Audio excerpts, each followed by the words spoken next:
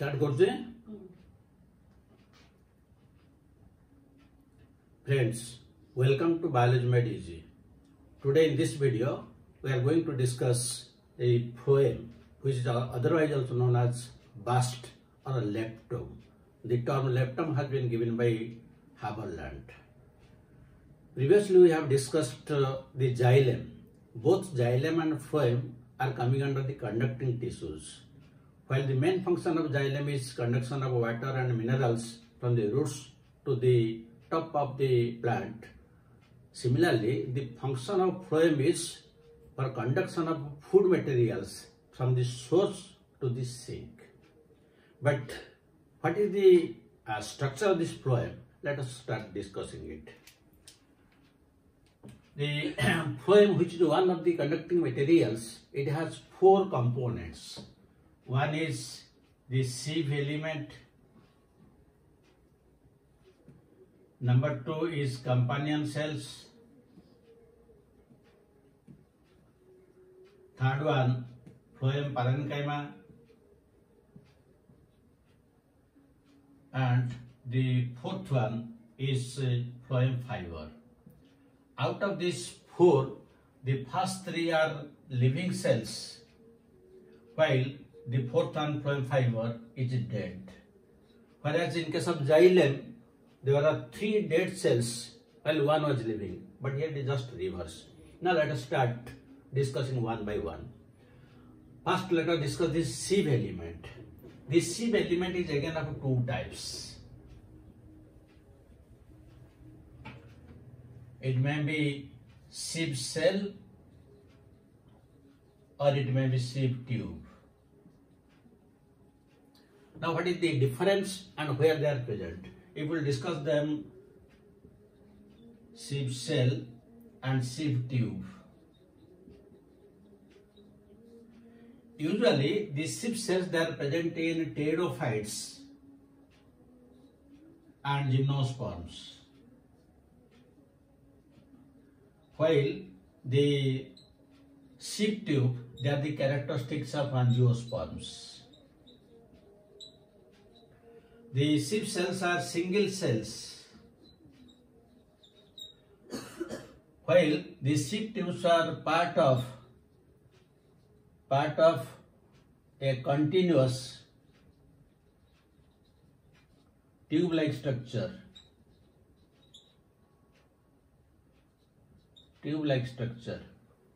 These are usually tapering, while these are cylindrical. Usually these sieve cells, they have a nucleus present, but in case of sieve tube, the mature sieve tubes, they do not have a nucleus. Mature cells have no nucleus, and in case of sieve cell, there are numerous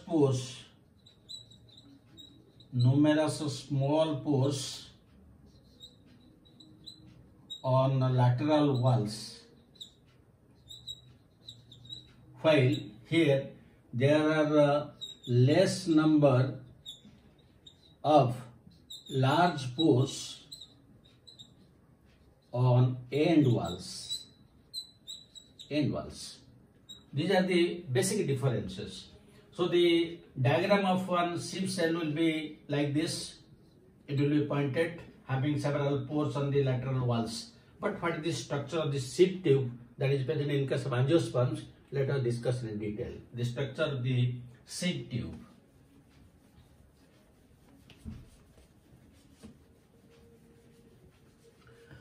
So usually the sieve tube is a long cylindrical structure, and the several cells are arranged end to end. The end walls are almost oblique. The cell walls are very thin and made up of cellulose. There is a cellulosic cell wall, and there is no lignin. That is present in case of xylem, that lignin is not there. This is cellulosic cell wall. And the cytoplasm that is present in the periphery. The cytoplasm is present in the periphery while the central part is almost vacuole. This is the structure.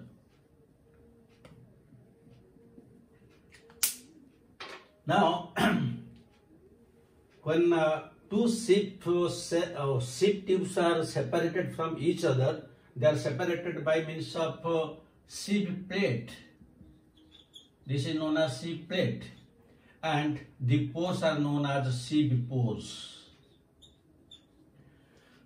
The sieve pores may be simple, or it may be also multiple pores may be there. Suppose the entire thing will be like this, it is not a simple pore, or there may be multiple pores like this.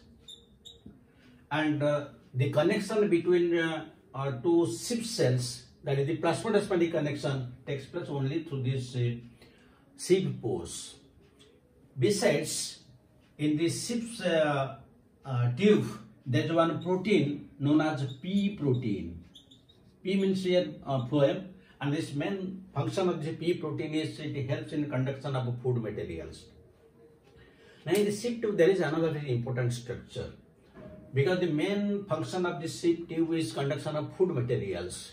In case of deciduous plants, usually the leaves fall in winter season, and there will be no formation of food materials, so translocation is stopped. So how it is stopped? Usually in the winter season, callose is deposited in the pores. Callose is deposited in the pores, which is known as callose pad. This is known as callose pad, and callose is one insoluble carbohydrate. So it is deposited in the form of pad, so that the conduction of food material stops. Again, when spring season comes and the new leaves come out and the synthesis of food material starts, the insoluble callose is dissolved, it is converted to soluble form, and again the conduction of food material takes place. So this is very important. But if it is present instead of a pad-like structure, if it is present in a Y-shaped manner, like this, if present a Y-shaped or funnel-like structure, this is known as slime plug. Slime plug. So this is the structure of the sieve tube. It is a living cell, but it has no nucleus. Then how the different functions of the sieve tube is carried out? It is carried out by the second type of cell, that is the companion cell. So this each sieve tube is accompanied by a sister cell, that is known as companion cell. So this is the companion cell. The companion cell is a parenchymatous cell. It is living, having a large nucleus, and large number of organelles are there. And both these sieve tube and companion cells, they are known as sister cells. Why they are known as sister cells? Because both of them arise from a single cell. A single cell divides, one becomes sieve tube and the other becomes the companion cell. And both of them are connected by means of multiple pits. Multiple pits are there. Why they are connected by means of multiple pits? Because in the sieve tube there is no nucleus. It cannot synthesize anything. That is why whatever is required by the sieve tube, all of them are synthesized in the companion cell and they are transported into the sieve tube. They have a very close relationship, and it has been observed that when the sieve tube is disintegrated, this companion cell which accompanies is also disintegrated. That means there is very close relationship between them. And the companion cells are again characteristics of angiosperms, because they always accompany the sieve tube, and sieve tube are characteristics of angiosperms. So the companion cell is also characteristics of angiosperms. They are not present in case of gymnosperms and pteridophytes, but there is one substitute in case of gymnosperms, that is known as albuminous cell. Albuminous cell, also known as Strasburger cell. So in case of gymnosperms, in addition to the sieve cell, there are some albuminous cells or Strasburg cells, but companion cells are completely lacking. And besides carrying out all the functions of this sieve tube, it also maintains the pressure gradient of this companion cell or of this sieve tube. So these are the functions of this sieve tube and companion cell. Now let us discuss the third one. The third one is phloem parenchyma. Phloem parenchyma is also a living cell and it also accompanies the phloem, but its main function is usually storage of food materials and the starch, fats, all these things it will store.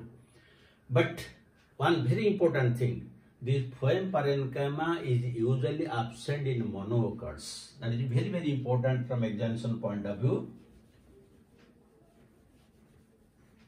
Phloem parenchyma absent in monocots.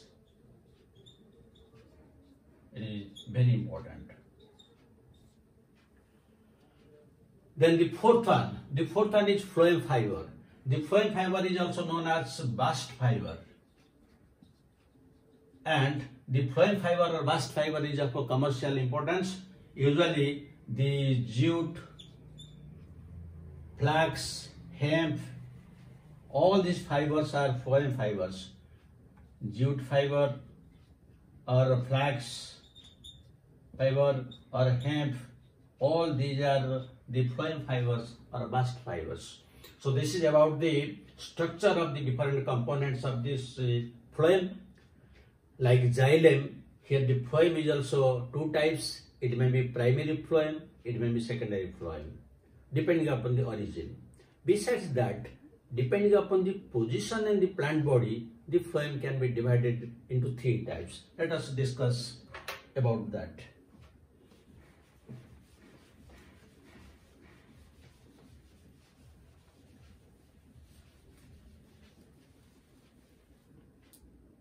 So depending on the position in the plant body, it is of three types. One is external phloem.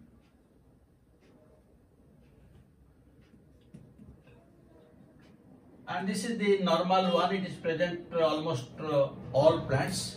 Normal. That means the phloem is present toward the outer side and xylem is present toward the inner side. This is the normal case in all vascular bundles. So it is known as external phloem. But the second one is known as internal phloem or intraxylary phloem. So this is usually primary in origin and it is usually present in some members of family Solanaceae. In some members, what happens, the stem is usually quadrangular and this is the stellar portion. These are the vascular bundles. In addition to that, there are some vascular bundles present in the cortical regions. And here, the position of the xylem and phloem are just reverse.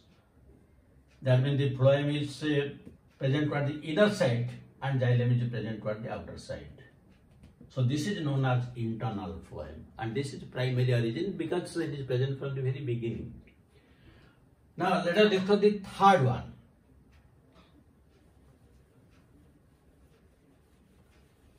The third one is known as included phloem.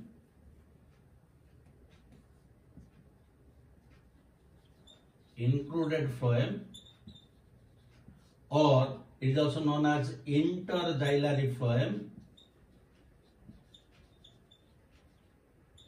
or also known as phloem island. Phloem island. Usually it is secondary in origin and it arises due to abnormal functioning